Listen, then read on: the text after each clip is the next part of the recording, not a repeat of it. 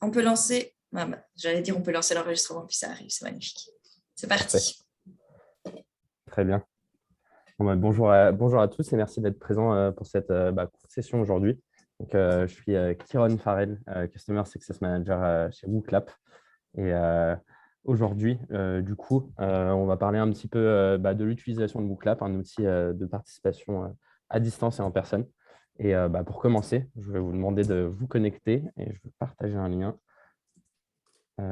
dans le chat. Alors, je ne trouve pas le chat. Alors, Je vous peux le pouvez soit mettre scanner moi-même. Oui, je vais vous aller le pouvez mettre. scanner le QR code. Oui, malheureusement, en fait. Ah, c'est bon. Normalement. Ah oui. Ah ben, Florent l'a mis, c'est parfait. Merci, Merci, Florent. Florent. Très bien. Je ne sais pas combien de personnes on a dans la séance aujourd'hui, donc je vais vous donner encore un petit peu de temps pour vous connecter. Je Il vois y a qu'il y 8 a... participants. D'accord, très bien. Et comme vous pouvez le voir, Mais j'ai le nombre. Donc, je vois qu'il y a 4 personnes connectées. Après, ouais, il y a peut-être des personnes qui sont parties se faire un café ou quelque chose. Donc, c'est possible. je vous laisse encore quelques secondes. Et ensuite, j'enchaînerai. Très bien. Donc, merci de vous être connectés. Je vais commencer avec une petite question brise-glace pour savoir un peu où vous vous situez sur cette carte.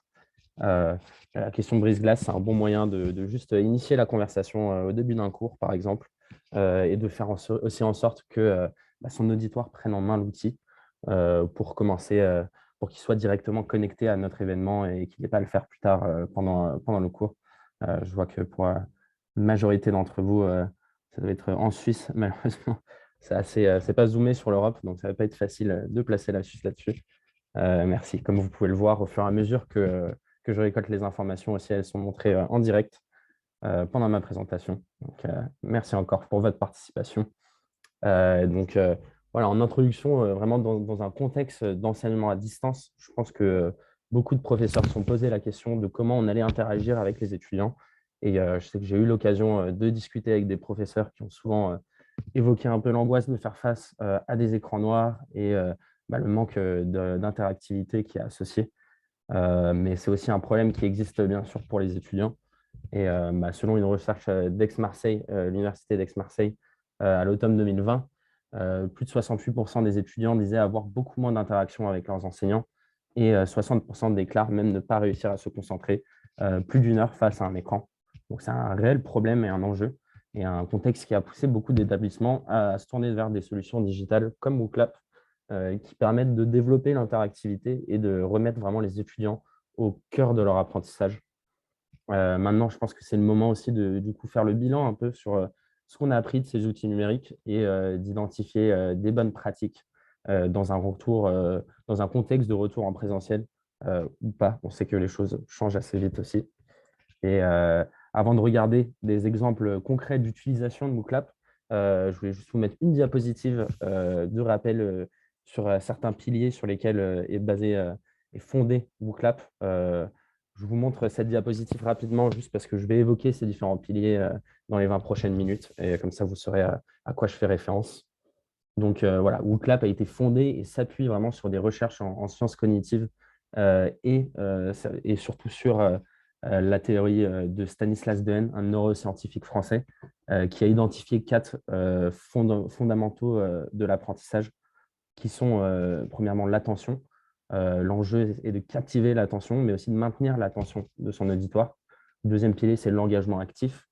Bien sûr, essayer de faire en sorte que les étudiants soient actifs et pas seulement spectateurs pendant un cours.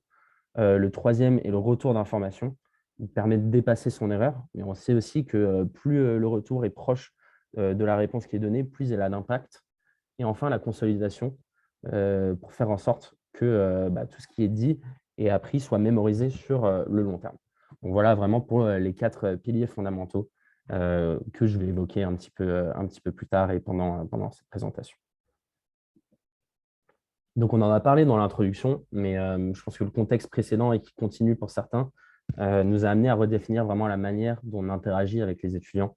Et de manière traditionnelle, c'est assez difficile d'impliquer tout le monde dans un cours et d'avoir une idée générale de la vie du groupe entier.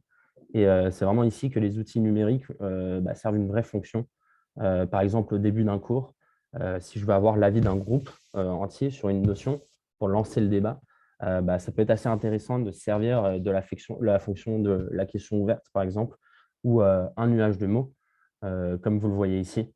Et maintenant que vous êtes déjà connecté à l'événement, je vous demanderai de m'envoyer un petit peu voilà, vos impressions sur un mot pour décrire votre expérience d'enseignement à distance. Et on va voir ensuite que les résultats seront montrés dans un nuage de mots. Donc, comme vous le voyez, voilà, je peux donner la possibilité ici à tout mon éditoire de répondre à mes questions. Et le nuage de mots va aussi refléter les tendances dans les réponses que je vais pouvoir commenter en direct. Et voilà, c'est une bonne manière d'introduire une notion et de lancer un débat en début de cours, par exemple. Donc, voilà, je vois que ce qui ressort, c'est de mieux en mieux défi. On a souvent un petit peu des… voilà, on n'est pas tous égaux face à l'enseignement à distance. On n'a pas tous les mêmes conditions, la même aptitude aussi pour utiliser des outils numériques. Donc, je sais que c'est toujours assez différent dans la perception, de ce contexte. Donc là, j'ai décidé de le montrer en nuage de mots. J'ai aussi l'option de le montrer en grille de résultats, si je le souhaite, ici, ou je peux ensuite en amener un et le grandir. Je peux le montrer aussi sous forme de liste, ici, comme vous le voyez. Mais le nuage de mots, c'est un peu plus visuel et du coup, il dégage vraiment les tendances en agrandissant certains mots qui reviennent plusieurs fois. Une autre manière de lancer la dynamique de groupe en utilisant les questions brise-glace, donc là, je vous ai remis celle à laquelle vous avez répondu, mais voilà, c'est une bonne manière d'engager d'engager vos étudiants, de commencer la discussion avec eux en début de cours. Donc, on a vu comment on pouvait se servir de WooClap pour lancer une bonne dynamique interactive en début de cours. Et maintenant, on va voir comment on peut s'en servir tout au long d'une présentation. Donc, selon Olivier Verdun, qui est un neuropsychologue, les étudiants ont vraiment besoin de coupures pendant les cours, c'est-à-dire l'action vraiment de passer d'un style de présentation à un autre. Et elle s'avère vraiment très efficace lors de la transmission de savoirs théoriques ou complexes. Et c'est un moment du cours, souvent, où certains étudiants peuvent relâcher leur attention. Donc, c'est pour cette raison qu'on recommande vraiment une construction de cours en 3 étapes. D'abord, identifier les notions clés qu'on souhaite aborder pendant nos cours. Ensuite, consacrer 10 à 15 minutes à l'explication de chaque notion. Et ensuite, à la fin de l'explication d'une notion, proposer une activité interactive. Et voilà, les outils comme MOOClab permettent vraiment à tous de participer parce qu'ils font sauter aussi les appréhensions. Les moins à l'aise à l'oral et les plus timides participent et les plus audacieux ont aussi le champ libre. Et ça facilite vraiment les échanges et je pense que tout le monde y gagne.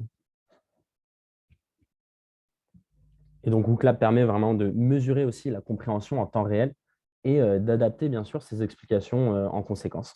Donc, la clé du succès, vraiment, est de mêler la mesure de la compréhension avec des moments d'échange entre étudiants, par exemple. Et en utilisant des questions variées, on pourrait varier les activités pédagogiques, par exemple, en posant d'abord une question QCM, comme vous l'avez ici, question pas trop compliquée. Mais, vous pouvez y participer, mais c'est surtout pour vous montrer les différents types de questions.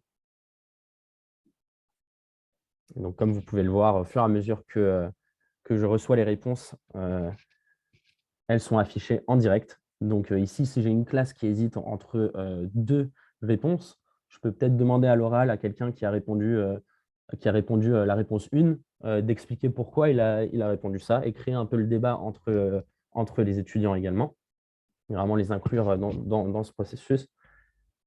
Ensuite, on peut passer à un autre type de questions, par exemple le fait de relier chaque capitale à son pays, les questions par association, le fait de relier les éléments ensemble, ça exerce la mémoire et bien sûr, ça consolide les apprentissages, comme vous pouvez le voir ici. Et après, quand je suis prêt, je peux aussi montrer la bonne réponse, comme ici. Et ensuite, un troisième type de question qu'on pourrait imaginer, un peu plus difficile, c'est la question à trous. le texte à trous. Ce type de question il va permettre vraiment de vérifier la mémorisation de phrases ou de concepts précis en mettant vraiment l'accent sur des termes clés. Donc voilà, c'était 3 exemples de questions que vous pouvez poser à des moments différents dans vos cours. Je ne passe pas trop de temps sur les réponses parce que c'est un format un petit peu court. Donc, je vais enchaîner directement. Et vous aurez donc la possibilité de commenter et d'observer les résultats en direct. Et ensuite, si vous observez par exemple moins de 30% de bonnes réponses, vous savez que peut-être une nouvelle explication est nécessaire. Si les taux de réponse sont entre 30 et 70%, votre audience hésite. Et dans ce cas-là, c'est comme ce que je vous avais dit, vous pouvez donner le premier rôle à vos étudiants en leur demandant de se convaincre les uns et les autres de la validité de leur choix avant de répondre une deuxième fois à cette même question. Et ensuite, si le taux de succès est au-dessus de 70%, vous pouvez passer au sujet suivant et considérer qu'il a bien été compris par votre classe. Alors, je vois une question dans le chat. Est-il facile à utiliser pour saisir des formules mathématiques? Alors, pour écrire des formules mathématiques, il faut passer par le format LaTeX. Alors, je ne sais jamais si c'est LaTeX ou LaTeX, mais en tout cas, ça s'écrit LaTeX. Ça dépend des religions. D'accord. Donc, il faut passer par ce format-là. Donc, je ne sais pas si vous le considérez comme simple ou non.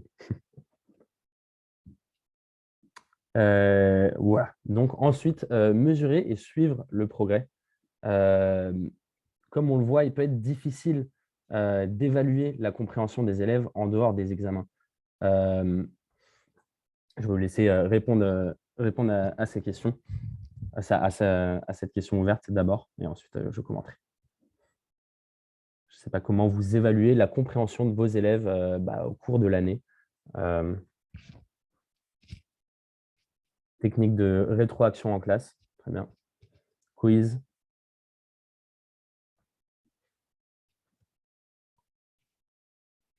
Évaluation formative, bien sûr.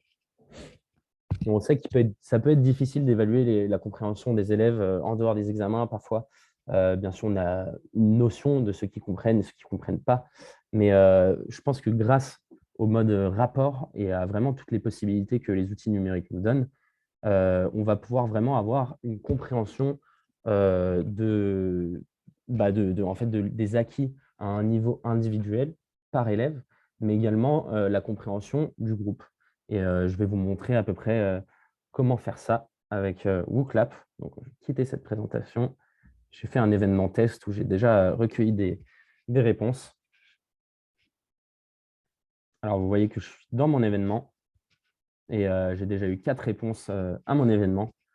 Et en allant en bas ici, j'ai les options gris et rapport.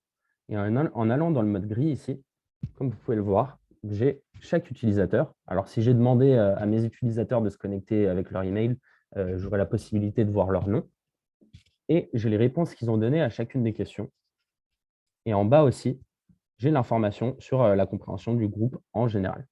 Donc ici, par exemple, si je vois que pour la question 3, seulement 25% de la classe a eu la bonne réponse, peut-être que je vais adapter la manière dont je l'enseigne la prochaine fois, mais peut-être aussi que je vais mettre des ressources supplémentaires sur ce point à disposition de mes étudiants et peut-être dans un questionnaire asynchrone, ce qui est possible ici.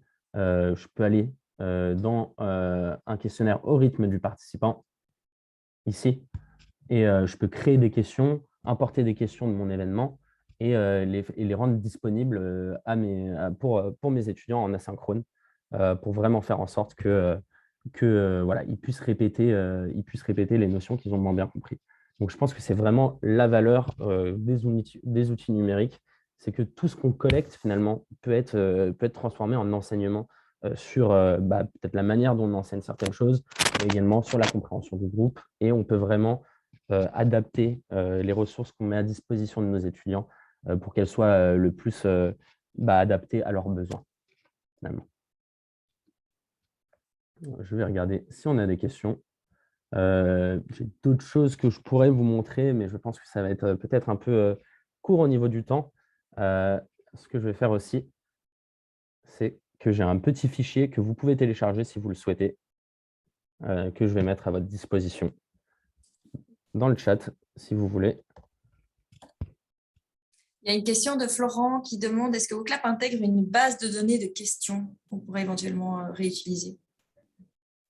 C'est une très bonne question et on est justement en train d'élaborer ces questions. Donc, pour le moment, on a une base de données, donc on a à peu près 25 types de brise-glace qu'on partage avec nos partenaires. Donc, ces brise-glaces sont dans le document que j'ai partagé dans le chat. En fait, on est dans le processus, on est en train de collecter beaucoup d'événements de nos partenaires dans des domaines très différents. Et je pense que dans les prochains mois, on fera le travail un peu de tri et d'organisation de tous ces événements et ensuite, on les rendra disponibles à tous. Je vous remercie pour votre question. Est-ce qu'il y a d'autres questions que l'Assemblée voudrait poser à Kieran? Alors, on dit avec un qui, du coup.